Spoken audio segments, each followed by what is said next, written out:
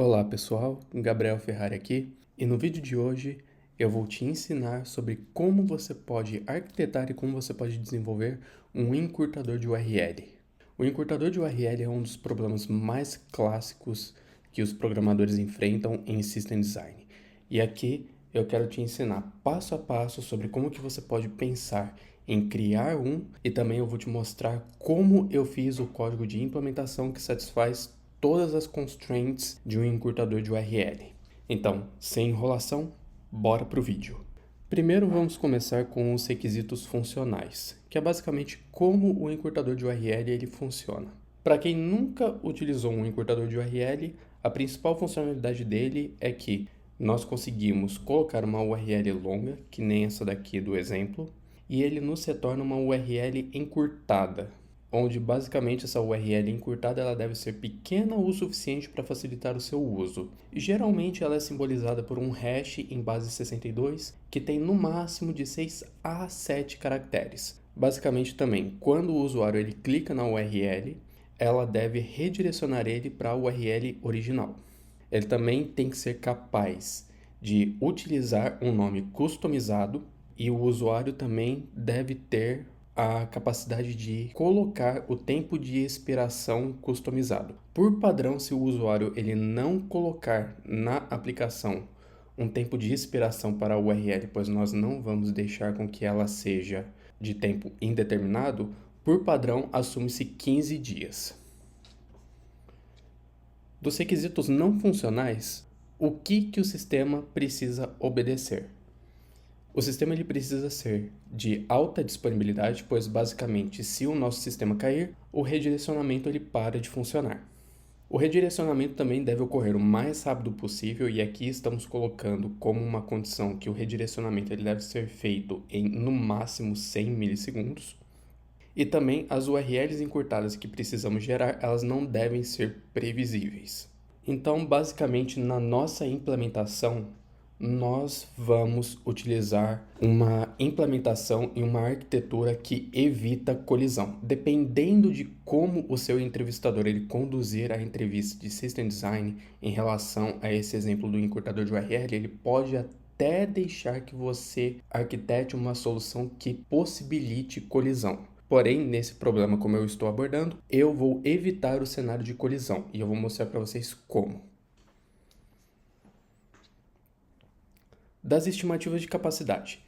Por padrão, esse é um problema que possui leitura intensiva. Então, nós colocamos aqui o ratio de leitura e escrita de 100 para 1. Vamos utilizar aqui algumas estimativas onde um mês tem 30 dias e um dia possui mais ou menos 100 mil segundos. Por padrão, um dia tem 86.400 segundos, porém, como estamos apenas estimando, não precisa ser exato, vamos utilizar isso para a facilitação do cálculo. Vamos assumir que o nosso encurtador de URL, ele faça o encurtamento de 300 milhões de URLs por mês, o que dá em torno de 10 milhões de URLs encurtadas criadas por dia. Então, temos em torno de 100 URLs que são criadas por segundo. Utilizando o nosso ratio de 100 para 1, temos então que, em relação aos redirecionamentos, temos 10 mil redirecionamentos que ocorrem por segundo. E por que nós estamos evitando a parte onde ocorre colisão? O problema do encurtador de URL, ele gira em torno de um problema específico chamado problema do aniversário. O que é o problema do aniversário? Imagine que você está numa festa e você decide perguntar aleatoriamente para as pessoas qual a sua data de nascimento e você decide parar quando ocorre justamente uma colisão, quando um evento ele ocorre de novo. Esse evento é justamente que uma pessoa faz aniversário no mesmo dia, no mesmo mês que outra. E esse é o problema. Quando você permite colisão, você acaba colocando o problema do aniversário no seu sistema, onde de início as colisões elas começam pequenas, porém conforme o seu sistema for sendo utilizado e novas URLs forem sendo adicionadas, a colisão ela começa a acontecer com mais frequência, até que a gente não consiga mais obedecer a nossa constraint, ao nosso requisito não funcional de redirecionamento em menos de 100 milissegundos. Nós também temos um outro problema, que é justamente a parte do problema da celebridade, que está mais voltada à parte de modelagem dos dados, pois dependendo como você modela os dados, eles acabam ficando centralizados só naquele recurso específico. Em relação às alternativas de implementação, aqui eu listei duas. Primeiro, que é a ingênua, que permite colisão, e a segunda, que é recomendada, que basicamente nós utilizamos o pré-cálculo do hash antes de utilizarmos o sistema. Então a gente já provisiona os hashes que são utilizados no encurtamento de URL para evitar a colisão. Na nossa versão ingênua, imagina que você tem uma URL, vamos imaginar aqui o Google, e você vai utilizar a URL para calcular o hash. Como a URL ela é maior do que 7 caracteres, o hash ele vai ser maior. E vamos imaginar que vamos utilizar apenas as 7 primeiras caracteres para representarem o nosso hash. Então fomos lá e agora nós temos esse hash representado aqui. Esse hash ele representa o Google encurtado. Agora vamos pensar que vamos encurtar uma outra URL, no caso o ScaleDraw. E olhem que as 7 primeiras caracteres do hash do ScaleDraw, elas correspondem exatamente às 7 primeiras do hash gerado pelo Google. Logo nós temos uma colisão.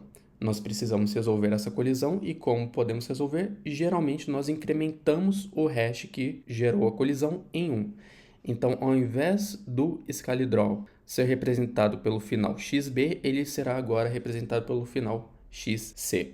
Porém, como eu disse, esse é o problema do aniversário e de início nós não teremos tantas colisões. Porém, conforme formos utilizando o nosso sistema e novas URLs forem sendo encurtadas, haverá cada vez mais colisões conforme a frequência do uso, até que a gente não consiga mais obedecer a nossa constraint de tempo. Então, o que nós podemos fazer é justamente utilizar a segunda versão, onde nós fazemos o pré-processamento dos hashes. Então, quando nós passamos aqui a URL como o ScaleDraw, nós utilizamos um hash que já foi pré-processado. E quando utilizamos ele de novo, nós utilizamos um outro hash. Aqui tem um diagrama que eu montei para simbolizar como nós poderíamos montar o encurtador de URL. Percebam que ele é na realidade bem simples.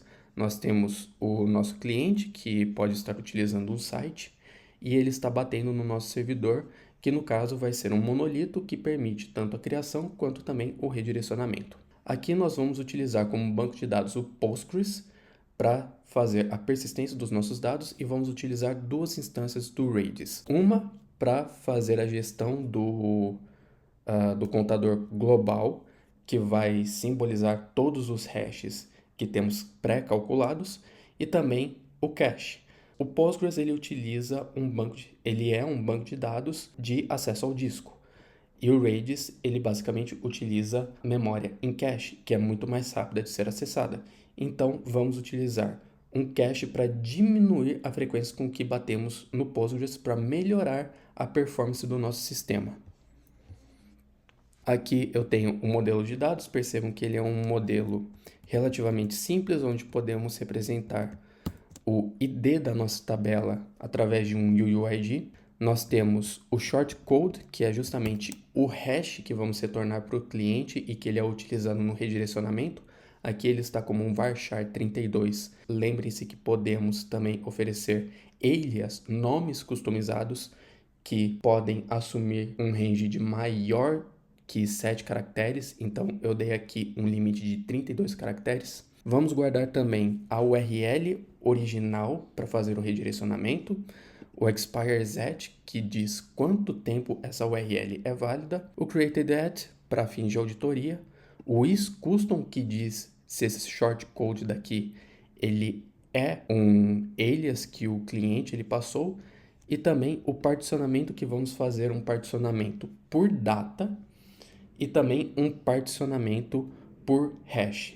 O mais importante é fazer o particionamento por hash para que a gente possa distribuir os nossos short links, os nossos short codes, de forma mais homogênea, a fim de evitar o problema da celebridade, onde nós centralizamos apenas em uma partição específica e acabamos tendo um gargalo na parte de leitura, quando vamos acessar o banco de uma forma. Uh, não sei exatamente como falar, mas vamos acessar o banco de uma forma mais agressiva. E por fim, nós temos os contratos de API, onde nós temos a URL do post, onde vamos possibilitar criar o short link passando como parâmetros a URL, o tempo de expiração e também o alias, caso o cliente ele deseje. E por último, temos a URL com o parâmetro get, com o verbo HTTP get, que vai justamente cuidar do redirecionamento. Percebam que aqui vamos retornar um status 302, pois geralmente o status 301 ele é cacheado no navegador, e caso você precise fazer alguma mudança no seu domínio ou na sua URL, no hash que é retornado para o cliente, o valor antigo ele ainda pode ficar cacheado, o que vai impedir da mudança surtir efeito durante um tempo. Então, por isso, nós utilizamos o status 302 para falar que o recurso ele foi movido de forma temporária. Muito bem, pessoal. E este daqui é o código. Todo o código da aplicação ele está centralizado aqui na pasta src. Fazendo aqui um adendo, eu utilizei uma abordagem utilizando DDD para modelar o domínio do short link e também uma abordagem de Clean Architecture, onde eu faço a separação entre a parte dos controladores, dos casos de uso, do meu domínio com as minhas entidades e os meus repositórios na parte que é dirigida. Então, vendo aqui nos componentes, eu tenho a minha camada main, que ela é responsável por construir a minha aplicação. Eu tenho aqui um batch, que é responsável por justamente fazer o pré-cálculo, e o meu servidor, que ele expõe as minhas rotas. Então, entrando nele aqui, eu tenho aqui as minhas rotas que são construídas. Eu tenho a minha rota do post, que vai fazer a criação, e a minha rota de redirecionamento, que é o get. Caso eu receba um 302, ele faz o redirecionamento. Caso contrário, ele vai retornar uma resposta em formato JSON. Aqui eu tenho uma camada compartilhada, onde eu tenho algumas constantes, o meu domínio, onde eu faço a criação do que eu considero uma entidade, que por padrão ela vai utilizar um ID em UUID. A minha camada de infra, que vai definir as minhas conexões. Eu tenho aqui a parte do SQL Alchemy, pois eu estou utilizando o Postgres, e também a parte do database do Redis. Aqui eu também tenho a criação também dos casos de uso, utilizando o módulo ABC, e algumas funções utilitárias, que eu uso principalmente para criar o hash em base 62 quando não é um alias customizado, que nós temos ele aqui. E agora, finalmente, a parte do short link, onde eu tenho a representação dele aqui no meu agregado. Então, ele herda de entidade. E aqui eu tenho os meus campos. Eu tenho o shortcode, o URL, o expires at, o created at e o isCustom para dizer se é um alias customizado ou não. E aqui eu tenho as minhas camadas de validação e de criação. Eu tenho o meu validate, que eu vou utilizar no meu batch, e por fins de performance eu utilizo o validate expires at, que é utilizado quando eu recebo um shortcode na parte de redirecionamento, onde eu só vou fazer a validação se o link ele está expirado. Indo para a parte dos casos de uso, eu tenho aqui os meus casos de uso, principalmente da parte de redirecionamento, de criação do link, e também da parte que eu utilizo no batch. Eu vou me concentrar mais na parte do servidor, então principalmente aqui na parte do redirecionamento. Aqui o redirecionamento não tem muito segredo, ele é bem simples.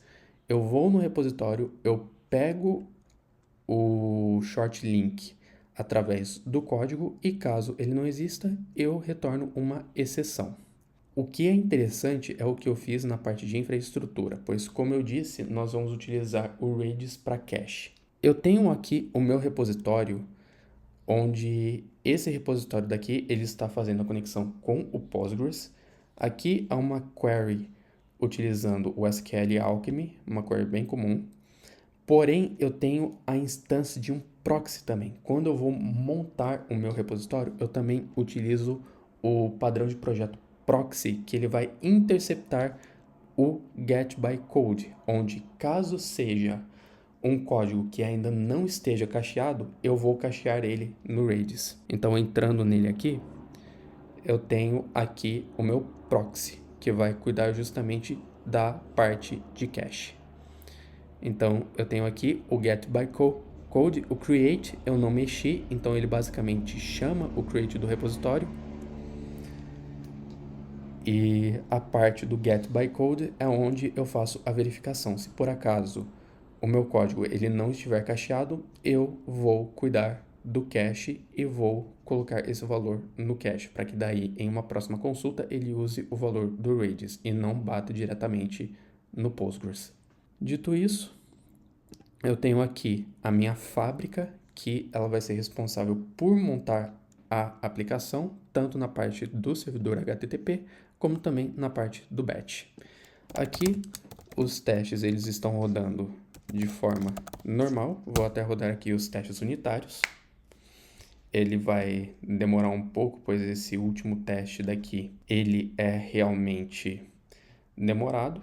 Na minha camada de criação, ela também é uma criação bem simples, onde o primeiro caso é quando eu recebo o alias e o outro é quando, na realidade, eu estou fazendo a criação de um shortlink em base 62 com até 7 caracteres. Então, eu fiz a utilização do padrão de projeto strategy para fazer a criação com base no parâmetro do alias. Os testes eles rodaram e agora vamos para o que interessa, que é justamente a parte dos testes de performance. Então, deixa eu encontrar aqui. Aqui eu tenho o meu teste de carga para o cenário de criação, então vamos rodar ele. Só deixa eu ver aqui se o meu servidor ele está rodando. Make start local. Deixa eu só subir aqui a infraestrutura. Estou utilizando o Docker Compose com imagens Docker. Talvez demore um pouquinho. Então vamos rodar o comando e fazer o primeiro teste de carga, que é para criação do shortcode. Aqui eu estou utilizando até 20 usuários simultâneos.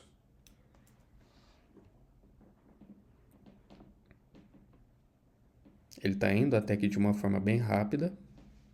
Aqui, 20 requisições por segundo.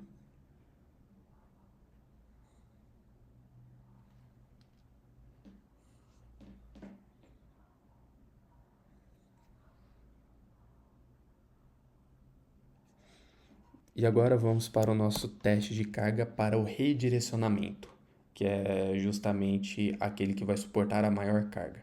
No caso aqui eu estou utilizando com até 300 usuários simultâneos e ele vai fazer a utilização de 300 usuários simultâneos, onde a cada 0,2 segundos eles fazem uma requisição para o servidor. Então deixa eu rodar aqui o teste de carga e vamos ver como é que o sistema ele se sai.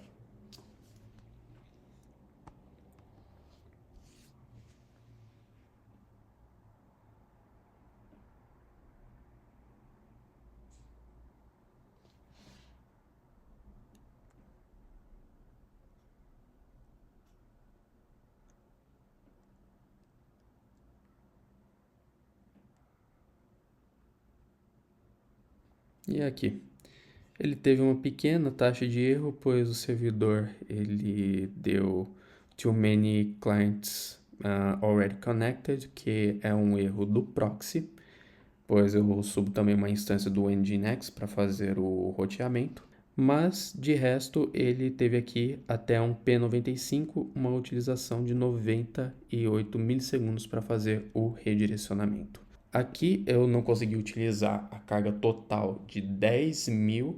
Aqui eu precisaria de mais umas 8 máquinas para conseguir fazer um teste simulando 10.000 requisições por segundo, porém, utilizando a configuração com 2 vCPUs e 4 workers, que eu coloquei aqui na parte do meu Docker Compose, na parte de desenvolvimento. A API ela tem 2 vCPUs com até 256 megabytes de memória. Ele conseguiu fazer esses números de rodar quase 30.000 requisições em 30 segundos. Então é isso, pessoal.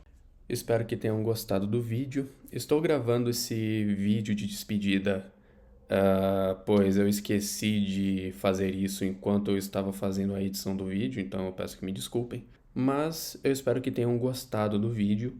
E, por favor, deixem nos comentários o que poderia melhorar, o que vocês acham que aconteceu, que eu poderia ter explicado mais, eu poderia ter explicado de menos, mas, de toda forma, queria agradecer ao tempo que vocês passaram aqui comigo.